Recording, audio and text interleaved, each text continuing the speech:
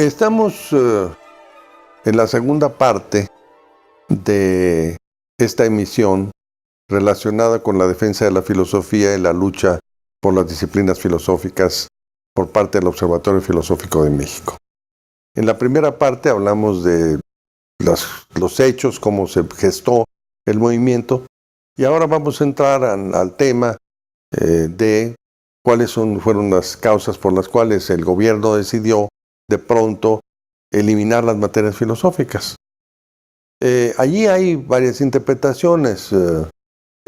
Voy a hablar de algunas para que luego ustedes me comenten. Estamos aquí como ustedes saben, con Guillermo Hurtado y con Alfredo Torres, que fueron protagonistas también de este movimiento, organizadores de este movimiento. Podríamos decir que una primera razón por la cual el gobierno tuvo esa decisión fue una interpretación un tanto extraña de las directivas, me parece, de la Organización Económica del Desarrollo, o la OCDE, la famosa OCDE, que establece una política educativa, una estrategia educativa, en donde curiosamente no menciona la filosofía. Pero justamente al no mencionar la filosofía y al concentrarse con materias básicamente instrumentales, entonces se entendió aquí en México, en el gobierno, que había que hacer esa reforma eliminando la filosofía. La OCDE no se los dijo, pero de alguna manera ellos lo entendieron que era así. Ahora, el otro punto es que lo hicieron también a partir de un método nuevo llamado de competencias, por el cual podemos hablar luego, y luego el tema de las consecuencias de esta situación. Por cierto, tanto Alfredo como yo hicimos un librito que se llama La educación por competencias. ¿Lo idóneo? La pregunta, ¿no? Entonces podemos hablar. No sé si quieres empezar, Alfredo, sobre este punto.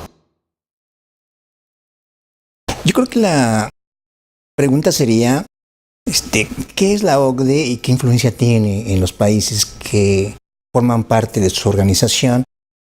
Y México es uno de esos países. Hay una tendencia global a homogeneizar estructuras económicas, pero al parejo de la homogeneización de las estructuras económicas también están las estructuras culturales, educativas, mediáticas. La pregunta inicial acerca de ¿por qué se atendió casi al pie de la letra una recomendación que pudiéramos afirmar que no es producto de una política dentro de una historia mexicana propia, dentro de un marco de necesidades para la población mexicana y que tratarían de resolverse con la educación? Parecería que el Estado mexicano tiende a esa integración, a esa estandarización, sin mucha crítica de por medio. ¿Qué beneficio va a traer para el país la asunción, la adopción de un modelo por competencias? Y esto ya lo había dicho Memo. ¿Dónde están los actores que deberíamos de estar presentes en una discusión al respecto? y no estamos presentes. Creo que el Observatorio Filosófico de México fue vanguardia, fue una presencia que no estaba invitada de antemano, pero que trabajó de tal manera organizada y con justificación una propuesta para que esa estandarización no se diera tal cual, sino que incluyera un elemento que es indispensable para no crear robots, ¿no? La filosofía. O sea, esto de competencias, ¿qué se entiende por competencia? Ahora vamos a este punto de lo que podría ser una interpretación justificada de la naturaleza de las competencias. Yo entiendo por competencias capacidades, habilidades que el sujeto desempeña en un ambiente determinado y ese ambiente lo induce a mostrar que es eficaz a la hora de realizar ese trabajo competente o ese rendimiento esperado en una fábrica, en una escuela o en algún marco que se espera que el sujeto atienda bajo cierta conducta prevista. Ejemplo, ¿verdad? Pues, ejemplo, en el caso de los bancos, bueno, se espera que el empleado reaccione de una manera determinada y eficaz para atender a los clientes, buscando que el banco adquiera, no pierda rentabilidad. ¿Qué conducta se va a esperar? Que los pescadores sepan pescar y que los meseros sepan servir mesas. Pero eso puede ser inducido, digamos. Eso puede ser inducido. Cuando se induce, porque el ambiente está preparado para hacerlo, entonces se dice que aflorarán las competencias y el sujeto desarrollará una evidencia que lo coloque como el más competente dentro de lo que se espera de él. Yo creo que ahí tiene mucha relación con el mercado, con la competencia económica, con la regionalización en donde están bloques, América Latina, Asia, digamos. Ahora viene el Tratado Económico Transpacífico, en donde se piensa que deberá haber mexicanos muy preparados en competencias para poder sacar adelante estas industrias que pudieran aumentar el PIB y que pudieran aumentar el nivel de competitividad del país. Eso parecería ser positivo, según dirían algunos. Yo creo que sí, pero falta otro elemento, el elemento humanístico. Ya se ha hablado mucho acerca de cómo están los problemas alrededor que no pueden ser solucionados solamente con una educación por competencias, como son la violencia, como son estos poderes fácticos, como el crimen organizado, como es la discriminación de género, o como es el racismo. ¿Cómo vamos a solucionar estos problemas solamente con una educación por competencias? No creo que sea suficiente. Y ahí habría que pensar en una alternativa o en una opción educativa que no se hiciera descansar solo en el modelo por competencias, sino en alguna formación humanística y filosófica que ayudaría a sacar adelante estos problemas sociales tan urgentes. ¿Tú qué dices, Guillermo? Sí. ¿La educación debe ser solamente esa instrucción?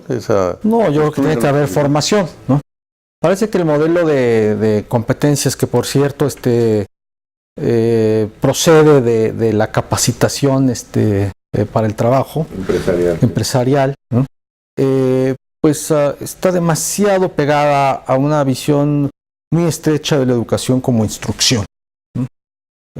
Nadie va a estar en contra de la instrucción, ¿no? Por supuesto que queremos que los mexicanos sepan escribir bien, sepan leer bien, tengan competencias matemáticas correctas, sepan computación. Eso nadie lo discute. El problema es que en aras de fomentar esas competencias se sacrifique la formación humanística. Es decir, que se privilegie la instrucción sobre la formación. Lo que está en juego aquí es cuál es el sentido de la educación, sobre todo la educación pública. ¿Qué queremos? ¿Queremos formar gente capaz o queremos formar, además de gente capaz, ciudadanos, seres humanos, responsables, comprometidos, ¿no? Capaces de tener una concepción crítica y constructiva de la sociedad? Y es ahí donde la filosofía es muy importante.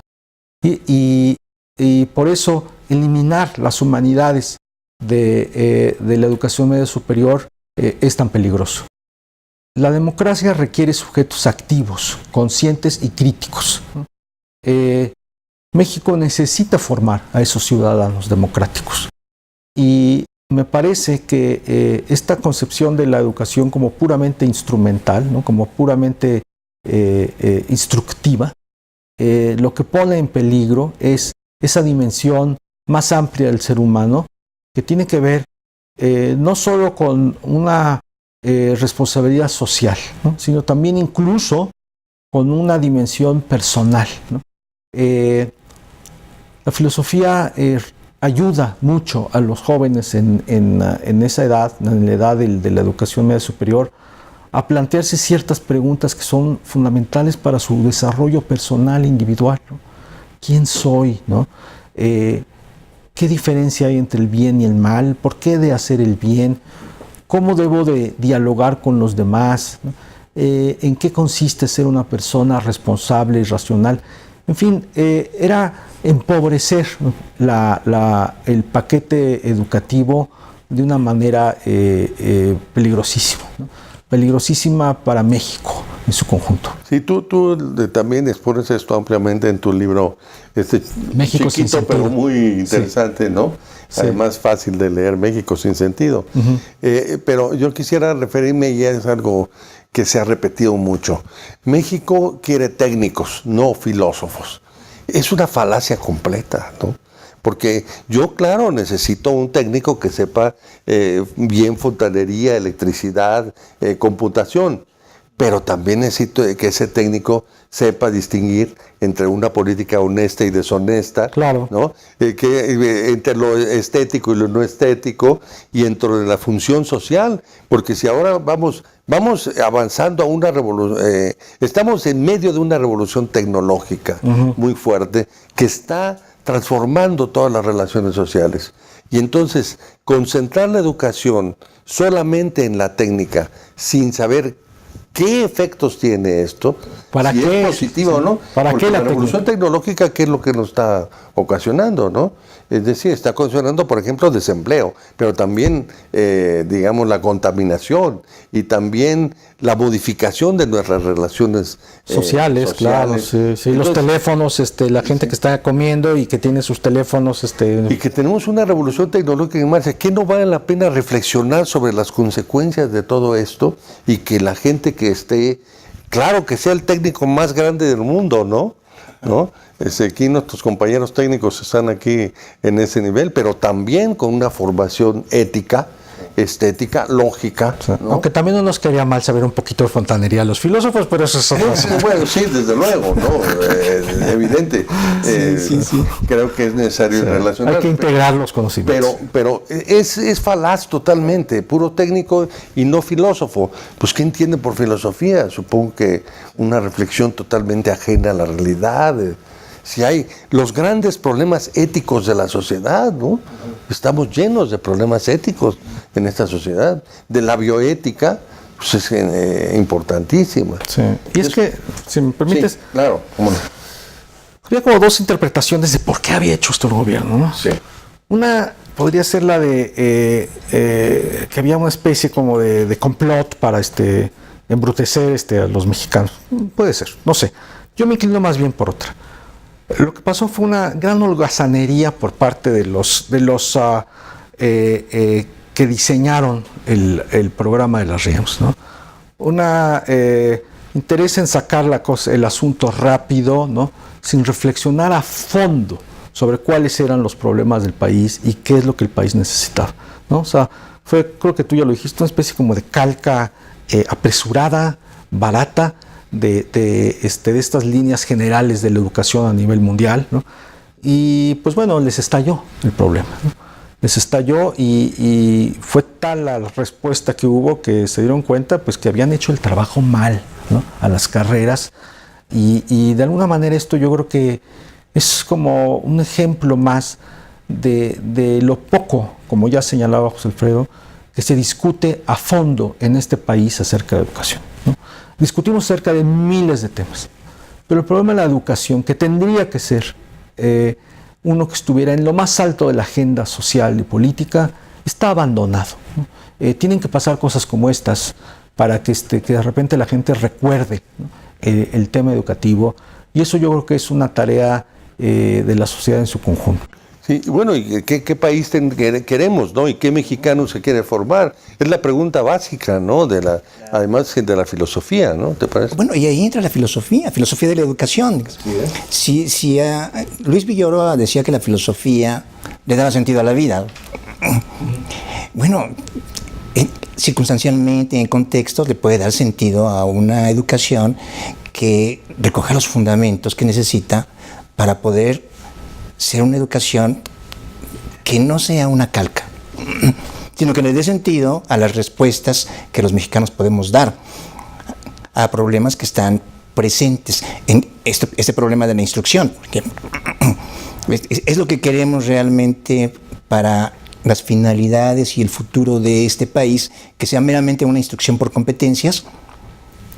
Y creo que si los políticos, si como dice Guillermo, entraron en un marasmo de holgazanería, pudieran escuchar a los filósofos,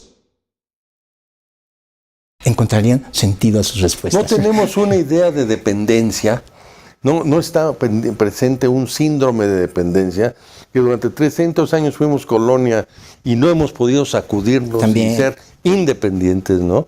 Ser un poco, pensar por nosotros mismos frente a nuestra propia realidad. Y claro, ver el mundo, ¿no? ¿Qué es lo que se está moviendo en el mundo? Pero luego ver, de alguna manera, qué es lo que nos conviene, ¿no? Ahora, esta política general de la OCDE, pues ha afectado a Europa también. Y América Latina, todo el mundo. Latina. En España, sí, por ejemplo, han quitado las materias filosóficas. Sí. Hay todo en muchos países de América está pasando lo mismo, ¿no? O sea, por eso muchos colegas están buscándonos para que les contemos nuestra experiencia, ¿no? De cómo pudimos nosotros hacer algo que parece extraordinario, que fue hacer que el gobierno se echara para atrás en una reforma de este nivel. Pero es algo que estamos viendo en muchos otros países. Es un fenómeno global, realmente. Sí, eso es algo que me preguntaron también la Dominicana en una reunión de la UNESCO al respecto. Bueno, ¿ustedes cómo hicieron? Dijeron la Dominicana, porque aquí en Centroamérica se ha quitado las materias filosóficas. Sí. Y de Estados Unidos nos llegó una carta de filósofos norteamericanos diciendo: qué pena y qué vergüenza que ustedes estén luchando por la filosofía en la instrucción media, porque nosotros deberíamos estar haciendo lo mismo. Exactamente. Filósofos. O sea que tuvimos un apoyo allí de los filósofos norteamericanos al respecto, sí, porque hay un enorme problema que sí, en Inglaterra y en Estados Unidos quitaron la filosofía, ¿no? Sí, si me permites ahora decir que bueno, afortunadamente esa experiencia mexicana tú la estás llevando en la Asociación Mundial de Filosofía, ¿no? Tu papel de coordinador de las cuestiones de filosofía y educación. Sí. O sea que bueno, pues esperamos que esta experiencia que tuvimos nosotros pues pueda servir de alguna manera, ¿no? Y en realidad pues sí, nos están buscando de muchas partes del mundo para preguntarnos qué pasó, cómo lo hicimos.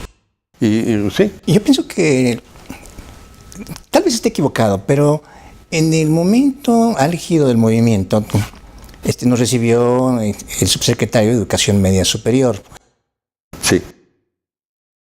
Nos recibió hasta cierto punto con cierta disposición a dialogar. Sí. Es decir, bueno, aquí está el observatorio, tiene algo que decir acerca de el modelo educativo para el nivel medio superior y la filosofía. Y al final nos escuchó, digamos. Pero, claro, esto fue bajo presión de la comunidad filosófica, bajo presión de la sociedad que apoyaba a la comunidad filosófica. Sí. ¿No será que los políticos están también perdidos en la búsqueda de interlocutores válidos? Bueno, esta es una pregunta, ¿verdad? Porque me acuerdo que cuando llegó Sabater y dio una conferencia y dijo que estaba bien la evaluación para los profesores, Choyfet se encerró inmediatamente con Sabater para ver qué quería decir al respecto, ¿no? Porque todo el mundo estaba en contra de Choyfet, ¿no? ¿Con quién estarán dialogando los políticos? Bueno, ahí hay intereses, por cierto. Claro, ahí hay intereses económicos, ahí hay intereses de integración global, ahí hay intereses de grupos de poder, ¿no? Pero tal vez haya un interés que tendríamos que explorar con más cuidado y con más ímpetu en favor de un diálogo. Yo digo que la lección pública de este movimiento es que es necesario que una organización como la gente de filosofía o diversas organizaciones de la sociedad civil expongan argumentos y le exijan al Estado que se comporte de una X o Z manera.